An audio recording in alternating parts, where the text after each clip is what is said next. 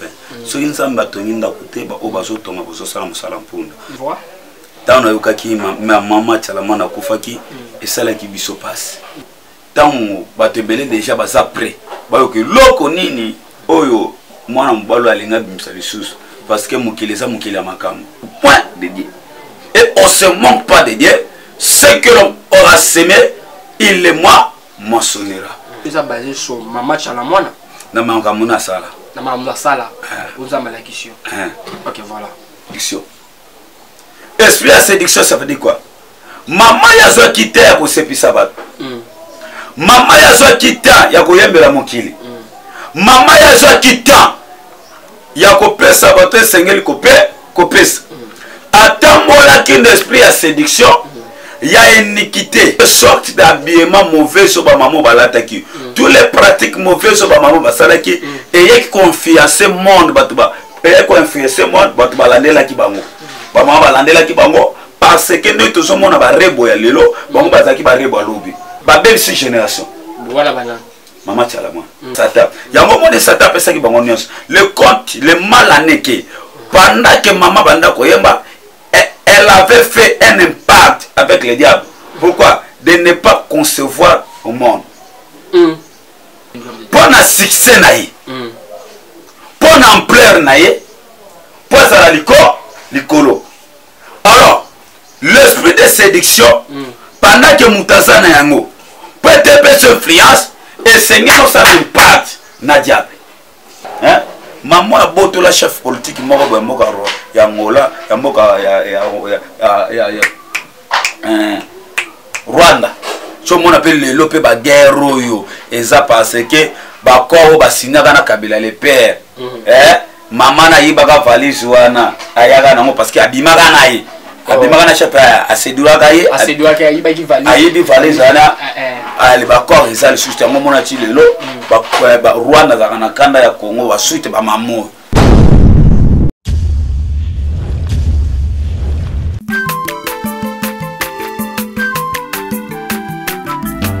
Aza mwana motote po akosangai abongwa ni pete po awangana Nzambe ya le Nazarien, le Nazarien, le Nazarien, le Nazarien.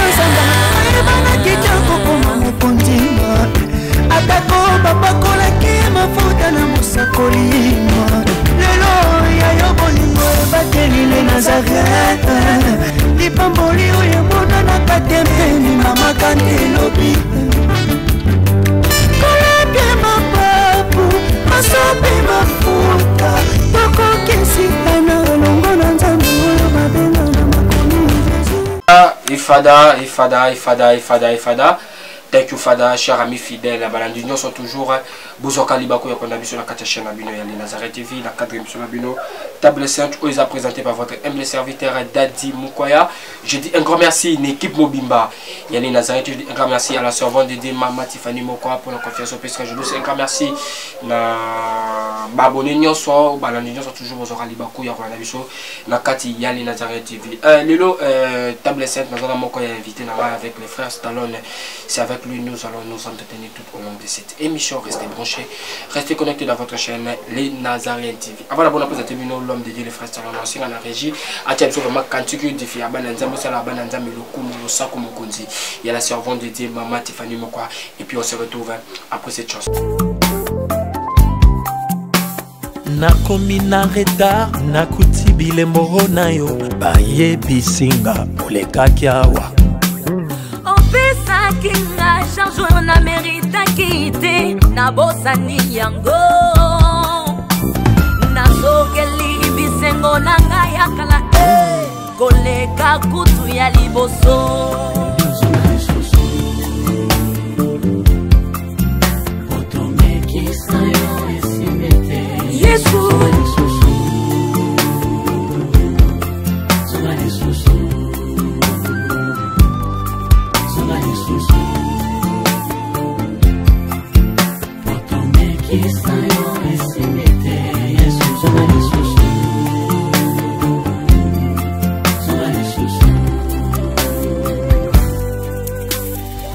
fort ba relation nakutani nango na absence na yo.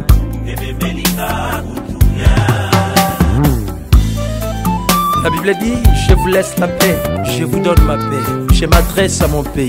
Sans Jésus, on ne peut rien au Congo. Vous avez bien dit, évangéliste.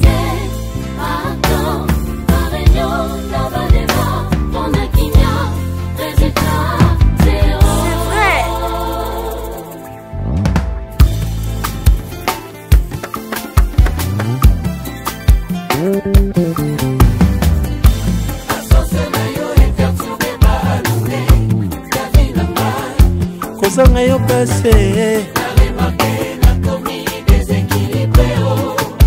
Yaya ranga yo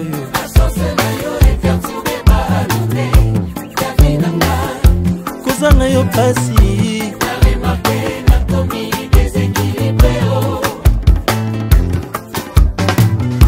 Voilà les bichos, c'est le plaisir, on a Philomène Moukoya Motema. 22 mots depuis l'homme, c'est ce plaisir à celui qu'on appelle 3 fois boss.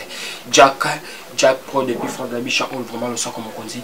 Et Salio, vraiment plaisir. Non, c'est un Wazas Makama, Fonkamera, Pertemino. Invité dans Moukoya les frères Stallone. Bonjour à l'homme de Dieu. Bonjour Papa Dadi. Santé Denis. Santé ça vraiment qui m'y a ensemble parce que la Bible déclare si l'Éternel n'est bâti par la maison, ceux qui les bâtissent travaillent enfin. Ceux qui sont bâtis d'un côté, au bateau tombe au sol donc ceux qui sont bâtis lioté. Pendant que vous en avez, il y a quelque chose que vous en avez, quelque chose que vous en avez tout cas, il y a quelque chose que vous en avez. Le bleu nous sommes ensemble qui les en ont pas. L'unique au hasard héritier, il y a vu à Monsieur Jésus-Christ de Nazareth. Autre côté Ok, merci vraiment l'homme de Dieu. Toute chose commence par la prière. On ne peut pas commencer cette émission chrétienne sans qu'on ait la prière quelques minutes par rapport à la téléspectateur au Bazur en débat en ce moment. L'arbre chasse, mais le fait ta parole reste éternellement. Dans les détresses, il créa l'Éternel et l'Éternel les envoie la parole et la parole les fait guérir. Nalobana bo motote mais nalobana ici. Nabimisa bo raka na kombo na Yesu Masia na paralysé no saote na kombo na Yesu Masia. Amen.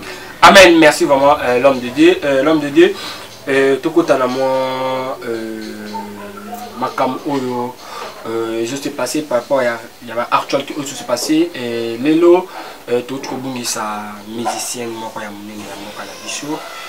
Comme on a maman, tchala, tu peux dire bichot. Mon mot d'abord, tant qu'il y a naï, tant qu'il y a mon maman, tchala, moi na akufi, ça n'est que d'abord on voit. Tant on a eu ma maman, tchala, moi na kufaki, et ça là qui bichot passe. Parce que Bible zoloba, kolia na mutu, komela na mutu, kotambola na mutu, ezalaki sengo. Mais ce qui mutu a quitté, il peut se rappeler na passe. Il peut se rappeler ma passe mingi parce que tu perds de mutu munene na culture congolais a tiki biso. Donc passe ça na ba congolais nyos. Passe ça na ba congolais. OK, merci vraiment l'homme de Dieu. L'homme de Dieu révélation ni au milieu sur la mkola lelo toujours là parce que za mta ba révélation benga biso pambate. Benga biso nzamba la question nini na émission le par rapport à téléspectateur au bon de consommation. Nangina loba na ba téléspectateur oyo bazuli bako ya kolanda biso na tango oyo. Na souhaiter bino ba meilleur venano. Bino boza ko s'abonner na chaîne oyo, bo continuer toujours ko s'abonner. Bino pe bolinga biso nzamba pambola bino. Na beke tango no son leka na betano mike pona koteya pona kolakisa oyo nzamba tsekati na biso batebele ba ba bénéficier parce que le temps que nous sommes tango batebele déjà baza prêt. Bayoke loko nini oyo mwana mbalo alinga bimisa lisusu parce que mukileza mukila makamu. Bible zoloba au commencement était la parole et la parole était Dieu, elle était avec Dieu. C'est-à-dire ne bandeleza ki loba. Pe loba zala ki nzambe pe zala ki longonanza nzambe. La parole fait chair et elle habite à vous donc. Lilobe sali nzoto pe e ko vanda kati na biso. Oh liloba mo c'est Jésus-Christ de Nazareth. Yango pe na kati Jésus-Christ de Nazareth azobi misila biso ba sube ba biloko oyo muto ko sala te donc. Oto loba ke zala biso te mais tant na loba ce n'est pas moi qui parle mais c'est Dieu qui parle. Donc tant que solo bela boena ko lobela mutu nyonso Bible zoloba il y a un temps pour tout. Il y a un temps de rire, il y a un temps de pleurer. Il y a un temps de lever, il y a un temps de baisser. Ce que tout ça là oyo Galates chapitre 6 le verset 7 et quoi ça veut. Bible zoloba ne vous êtes trompés donc point de Dieu. on se manque pas de Dieu. Ce que l'on aura semé, il le moissonnera. Ça veut dire, oh, moutazolo nanda akobuka. Dans les locaux, nous moutazo ça na mukileza na salaire. Alors, salaire oyo ya maman, ezana maboko nzambe. Maman tchala mwana. Ezana maboko nzambe. Après fané, parce que eloko justifie ka mutu. Kacho malobate obis salaire ya maman tchala mwana ezana maboko ya nzambe. Parce que révélation ça basé sur maman tchala mwana. Na makamuna sala. Na makamuna sala. Ozamba la question. OK, voilà. Eloko justifie ka mutu na sa mondo ezaka liwa. Nde mutu koyeba na wakinde wa onga na sala ke futa nga nini? Onga na sala ki na garantie nini? Parce que ce qui tobito zonga na kata makomi. 1 Corinthiens chapitre 6, le verset 19. Ne savez-vous pas que votre corps est le temple du Saint-Esprit et que l'Esprit de Dieu habite à vous? Ce qui tobito zonga na kata makomi. 1 Corinthiens chapitre 3, le verset 13 à 16. Bible Soloba, votre corps est le temple de Dieu. Celui qui détruit ce temple, Dieu le détruira aussi. C'est-à-dire, nous autres, on a vu ces temples en Zambé. Nous autres, détruire un peu, on détruire un peu. Nous avons vu.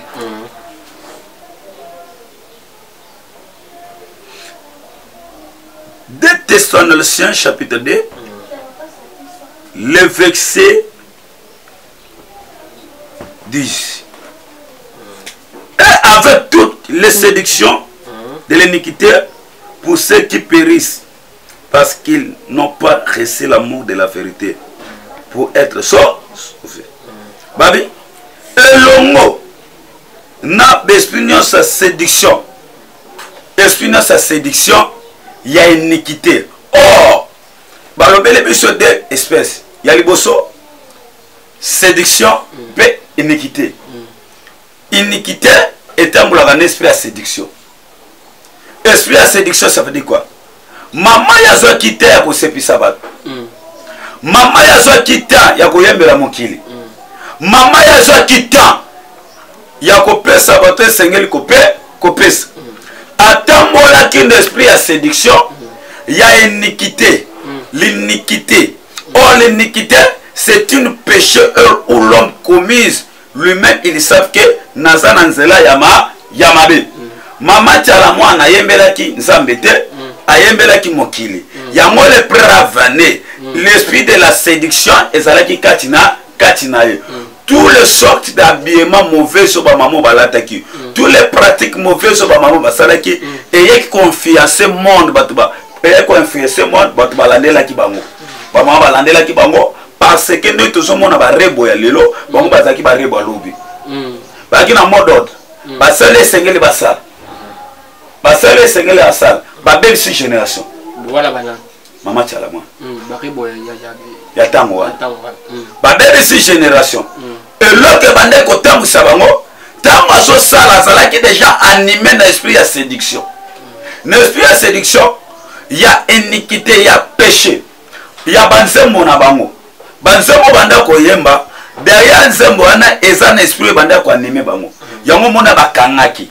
Oh, pokanga mukilo yo esengolo zalaka na esprit. Ofengolo za na deux voix. Soko za na voix nzambete, oza na voix ça, ya Satan. Bango bazaki na voix Satan. Yango mona Satan pesa ki bango nyos. Le compte, le mal anéké.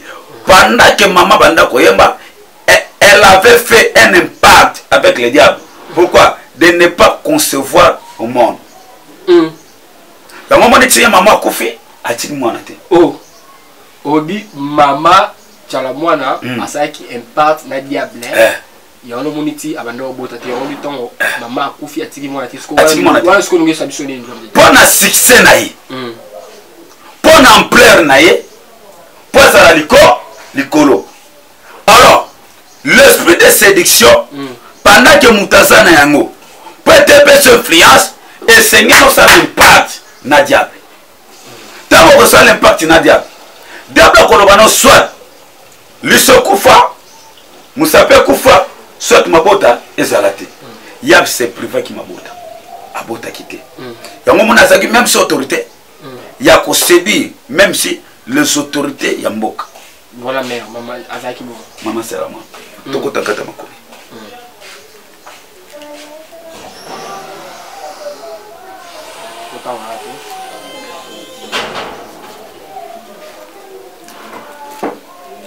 Acte 4:12.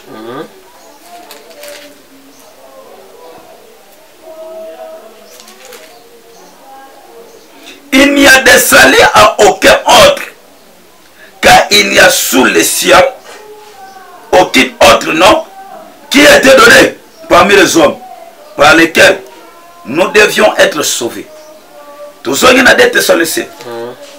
Hein? Parce que nous avons makomi. Nous avons makomi.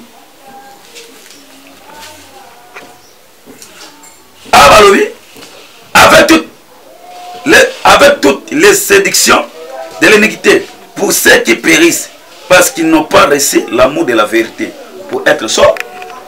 Donc, pendant que à chaque esprit il y a séduction ou même une iniquité, parce qu'on peut faire un péché sans être séduit par un esprit. Donc, tout péché où l'homme fait, où les hommes font, derrière eux, il y a un esprit. Cet esprit-là, on l'appelle l'esprit de séduction. Maintenant, l'esprit de séduction, pour séduire les gens, les jeunes gens et les jeunes filles, derrière eux, il y a un démon qu'on appelle Ébé.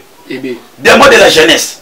Animé avec toutes sortes de l'impudicité, animé toutes sortes de l'ivrognerie, animé toutes sortes de la mondialisation. Et il y a pas qu'on détruit jeunesse. Il y a un maman va détruire la jeunesse. Nathan Abango. Tant que on a va détruire jeunesse, derrière Abango, un esprit moko, il y a Ébé. On attend Molaka avec les anges dessus, anges malaïques, l'esprit de mort. Ozoboma jeunesse. Bakoya na accoutrement, bakoya na habillement, bakoya na makamamabe. Pendant que ba obeta musique na bango.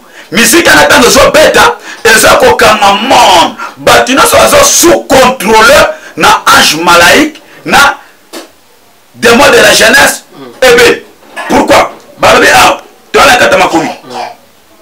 Babi, et le moins tout esprit de séduction, paye à massoum. Ils ont même à Koufa.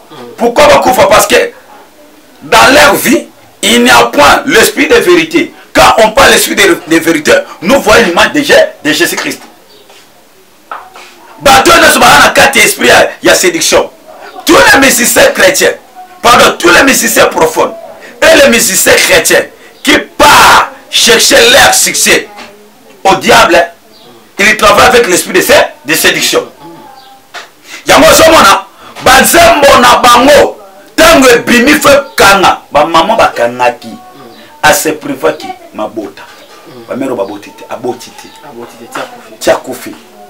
Elle avait fait l'impact avec les satans, avec les anges, les déesses. Une déesse qu'on appelle lingala Tatiluwata. Tatiluwata. Yaye bana babota mana mai. La deuxième monde. Solo bano solo papa na deuxième mois. Quand yo c'est l'impact na dia. Obota na mukito obota. Deuxième mois déjà. Na mai. Yango somona. La maman elle avait reçu même sur le pouvoir de séduire chef ya Rwanda. Pour te azwa malette. Au kabele père sinaka corps. L'homme de Dieu, Malembe. Nabi. Elle avait le pouvoir de séduire, même si les hommes politiciens. Yango Zomona, a Kenara ko séduire, un politicien Mogoboé, Yamboga Ngola, Namboga Ngolé. Tant papa Kabila le père dit, je ne travaillerai pas le Congo. Pourquoi il y a kana malade. Par exemple, ma ligne de femmes qui ont causé les crises dans notre pays. Ah, la dernière l'homme de Dieu, Malembe, ligne de femmes a causé crise dans le monde.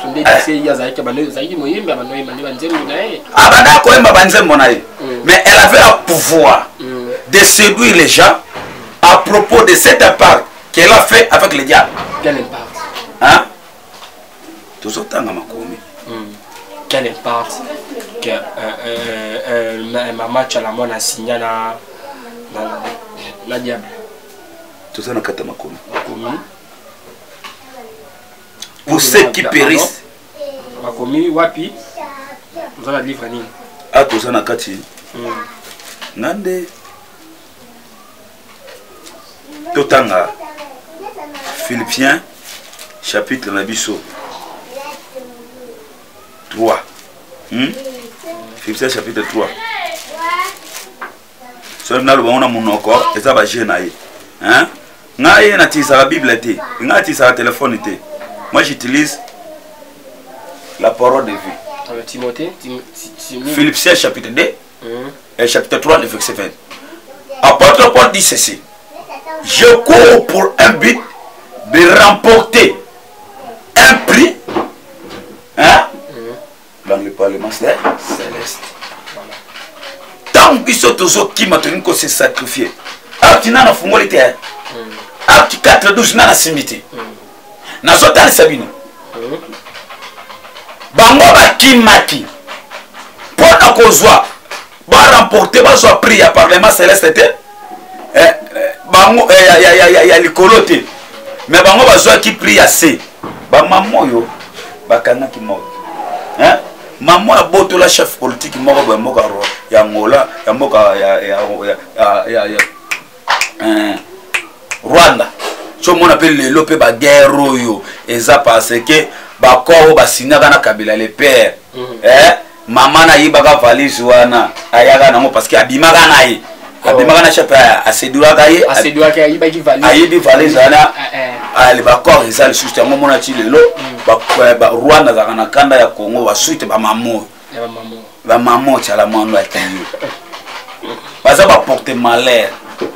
Il y a une génération congolais ba mamo. Hein? Baza ba porter malheur. Ce que l'Iwa na yé, ça dirait quoi? L'Iwa na yé, ce que l'homme aura fait, il mentionnera. Donc, il y a l'on na génération congolaise, il y a moi beaucoup. Ben pas tout bango basali, il y a moi beaucoup. Maman na bango basali, il y a moi beaucoup. Baboki, il y a moi na likolo, pe na sama bele, lobi que ça dans la bateau bazala Yesu Masia. Frère, so moi ça a sauvé dans mon kilo. Ça a Yesu. So moi ko fona honneur, ça a Yesu. Ya ngo moni siko ya, et l'on est comme la bango. Apocalypse 14:13 et tanga bango. Les à présent et le mort qui met dans le Seigneur. Où est l'esprit quand il se repose en paix. L'être faut le suivre, le suivant. Ce que mon temps ko fili banana Yesu. Et l'on est comme la bango. Malheur. Bango va se là qui malheur il a dit bango. Ecclésiaste 3:8. Abi, je vis le mort plus heureux que les vivants qui sont là sur la terre. Donc, à mon nez, bakouf, baza heureux. Bato bakouf katina Yesu. Donc, yé ana kimiate parce que à koufi li banana Yesu. Mokilo bango balukaki, yango miye bango boy. Ben partout basalaki, ba se préfère ma botte. Bako kumisa, banze mone ko bet. Lelo siko. Okyo tikini ni. Comme on est limoué. Batini Bible zo ba multipliez-vous et soyez féconds. Bon ba sali ba ben perte na diable. Pour ba régner, ba séduire qui monde. Ba tiki ba mal, ya mabe. Besba ba fond de côté na bana ba. Magama be na mokili. Pour ba détruire génération congolaise. Ce qu'on a ba fouti bango. Nzamba fouti bango. Ils te feront feu comme tu as fait. Bah on sait le salaki. Pour na bango qui mesate, bah nous sommes kufaka les banana Yesu qui mesate. Le gros la tchala moi na yemela qui na Jésus. Aza molimo ne ko pe mana kimia te. Oh ya sala mazofuta. Batambola qui n'esprit séduction. Ya iniquité makama mabe. Ya ba pratique lolenge. Ba lelo na mamona bango ba séduction. Et même peuple congolais na passe. Guerre à Rwanda tire les sila raté. Baza ba ligne. Femme o ba même cause ba bitumba ya guerre à Rwanda. Baza ba mamo, ya moti ba combattre ba no beta bango libanda mboka ya ba no beta bango. Lakini na raison. bazalaki vraiment na raison yango na ko ba peuple congolais tolela tikaka tolela mais sengo na biso parce que nzambe bali ko disparaître ba faire mabe na kata mboka Congo nan basilité bakolanda. Ok, merci vraiment l'homme de Dieu Basité. Nous sommes vraiment arrivés à la fin de notre émission. Mot de la fin Kozani, numéro de téléphone par rapport à notre lobby. Est-ce qu'il y a par maman tu as avoir est-ce qu'il y a bon là tu éviter est-ce que c'est maman tu as les allées de tourment explique directement parce que Bible so ba toi na desika. Lieu de repos réservé pour les chrétiens. Lieu de tourment réservé pour les païens. Hein? Réservé pour les païens. Lieu de tourment ça na ba cellule. Tellement yé azaki musicien abalaki na batatuli wata ok na cellule na bango. La cellule de mort. La cellule na bango. Na lieu de tourment. Ok, mon numéro de téléphone plus c'est 243 84 71 75 368. Puis c'est 243 84 71 75 368. C'est votre humble serviteur, la bouche autorisée de Dieu. Les jeunes sa mission, au Kouten à Lyon, au Pandé Lyon, au ministère caché. Na pesi mbote, na balandinyo sur les Nazareth TV, na Maman Tiffany, puis na pesi mbote, na yomo le plus beau de tous les journalistes, puis na pesi mbote na libota na mobima, na pesi grâce à modulo mbote, bisika zali wana, wana za Maman Asta grâce, zamba pambola ye, Maman Bebele, ba bonne chose na binono so bolandi biso libanda mboka benga to landona ba prière ba problème exact rolandela yo o exact très important kufa kati na Yesu o ba bisike no ko kende pona ye biso na to bongol motema te to bongola motema parce que liwa e yakela kakate. Ok, voilà, nous sommes arrivés à la fin de notre émission. C'était votre humble serviteur Dadi Mokoye. Je dis un grand merci à mon PDG, la servante de Dieu, bonne fête, joyeux Noël, la servante de Dieu, Maman Tiffany Mokoye, pour la confiance. Je dis un grand merci à Balandinho, sont toujours besoin de encore la Nabiso, de toujours une bonne émission. Bafwa, Machala, vite amico, de passer à la prochaine. Merci vraiment, frère.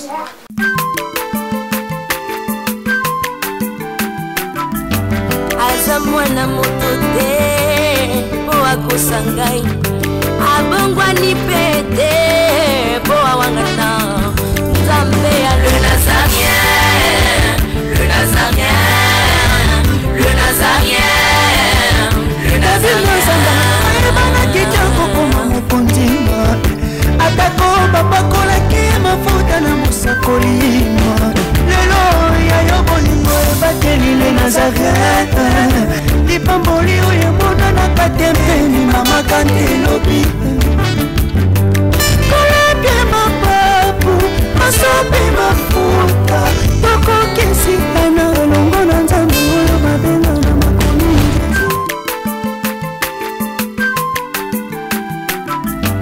aza mwana moto te po akosangai abongwani pete